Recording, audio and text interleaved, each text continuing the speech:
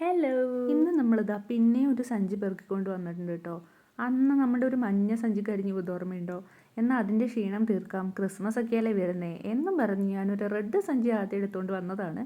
Unfortunately ആ red സഞ്ചിയും കരിഞ്ഞു പോയതായി ഞാൻ ഒഫീഷ്യലി അനൗൺസ് ചെയ്യുന്നു. പക്ഷെ അത് പ്രശ്നമില്ല, ഇത് മൂന്നാമത്തേലും ഞാനത് ശരിയാക്കി എടുത്തിട്ടുണ്ട്. ശരിക്കും നമുക്ക് ആർട്ട് ചെയ്യാൻ വേണ്ടുന്ന ഒരു ഭാഗം മാത്രമാണ് കേട്ടോ ഞാനിതൊന്ന് അയൺ ചെയ്തെടുത്തിട്ടുള്ളത്. അയൺ ചെയ്യേണ്ടത് ശരിക്കും ഒരു മാൻഡേറ്ററി ആയിട്ടുള്ള കാര്യമല്ല.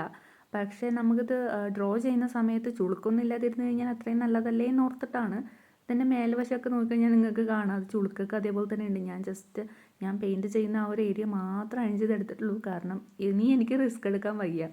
ഇതിലും ഞാൻ സിമ്പിളായിട്ടൊരു ഡൂഡ്ലിങ് തന്നെയാണ് കേട്ടോ ചെയ്യുന്നത്. ഫുൾ വീഡിയോ നമ്മുടെ ചാനലിൽ അപ്ലോഡ് ചെയ്യാൻ കാണാൻ മറക്കല്ലേ.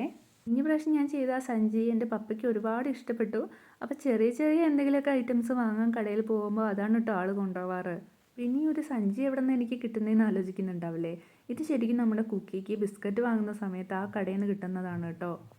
ഞാൻ കഴിഞ്ഞ പ്രാവശ്യം ആ കടയിൽ ചെന്നപ്പം ആ ചേട്ടനെ ഞാൻ ചെയ്ത വർക്ക് കാണിച്ചു കൊടുത്തിരുന്നു കേട്ടോ. പുള്ളി ഭയങ്കര ഹാപ്പിയായി അത് കണ്ടപ്പം. അങ്ങനെ ഞാൻ ഡോഗ്സിനും പിന്നെ കുക്കിക്കും വേണ്ടിയിട്ടുള്ള ബിസ്ക്കറ്റ്സ് ഒക്കെ വാങ്ങിയപ്പോൾ എനിക്ക് 2 കവർ കൂടെ കിട്ടിയിട്ടുണ്ടായിരുന്നു. ഒരു ബ്ലൂവും അതെ, ഒരു റെഡും അതെ.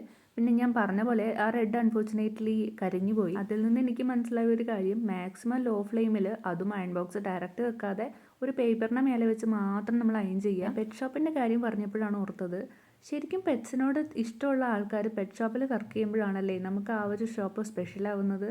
ഞാനും കുക്കി എറണാകുളത്തായിരുന്ന സമയത്ത് റോംസ് ആൻഡ് റാക്സ് എന്നാണ് കേട്ടോ ഞാൻ അവന് വേണ്ട എല്ലാ സാധനങ്ങളും വാങ്ങാറ്. അടിപൊളി സർവീസാണ്, അവിടുത്തെ എല്ലാ സ്റ്റാഫ്സിൻ്റെ കാര്യം എടുത്ത് പറയാതിരിക്കാൻ വയ്യ. എനിക്ക് അത്രയും ഇഷ്ടമായിരുന്നു കേട്ടോ. അതേപോലെ ഒരു ഷോപ്പാണ് ഇപ്പം എൻ്റെ വീടിൻ്റെ അടുത്ത് ഞാൻ ഫൈൻഡ് ചെയ്തിട്ടുള്ളത്. അങ്ങനെ വലിയ ഫേമസ് ആയിട്ടുള്ള ഷോപ്പൊന്നും അല്ല കേട്ടോ. ആ കടയുടെ ഓണർ തന്നെയാണ് കേട്ടോ അവിടുത്തെ സെയിൽസ്മാനും ബില്ലിംഗ് സ്റ്റാഫും എല്ലാം. ഞാൻ എപ്പോൾ അവിടെ പോയാലും കുക്കിയുടെ വിശേഷങ്ങളും ഞാനും പിന്നെ ആ ചേട്ടൻ്റെ പെറ്റ്സിൻ്റെയും ക്ലയൻസിൻ്റെയും ഒക്കെ വിശേഷങ്ങൾ ആ ചേട്ടനും എൻ്റെ അടുത്ത് പറയാറുണ്ട് കേട്ടോ. പിന്നെ ഞാനൊരു കാര്യം ആലോചിക്കുമായിരുന്നു, നമുക്ക് നമ്മുടെ കുക്കിയുടെ a day in my life കണ്ടാലോ? താല്പര്യമുണ്ടെങ്കിൽ നിങ്ങൾ കമൻ്റ് ഇടാൻ മറക്കരുതേ. കാര്യം വേറൊന്നുമല്ല, ഞാൻ ഇതേപോലെ എന്ത് വർക്ക് ചെയ്യുമ്പോഴും നമ്മുടെ കുക്കി വന്ന് നോക്കുന്നതൊക്കെ നിങ്ങൾക്കറിയാലോ. ചില സമയത്ത് എന്നെ വീഡിയോ എടുക്കാൻ സമ്മതിക്കാറേ ഇല്ല.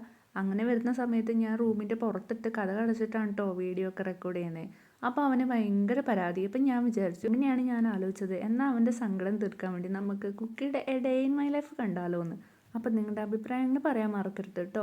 നമ്മുടെ വർക്ക് ഇവിടെ എന്തായാലും കംപ്ലീറ്റ് ആയിട്ടുണ്ട്. വെയിലത്ത് വെച്ച് ഉണങ്ങിയിട്ട് യൂസ് ചെയ്യാം. അപ്പം അത്രേ ഉള്ളൂ. Bye bye.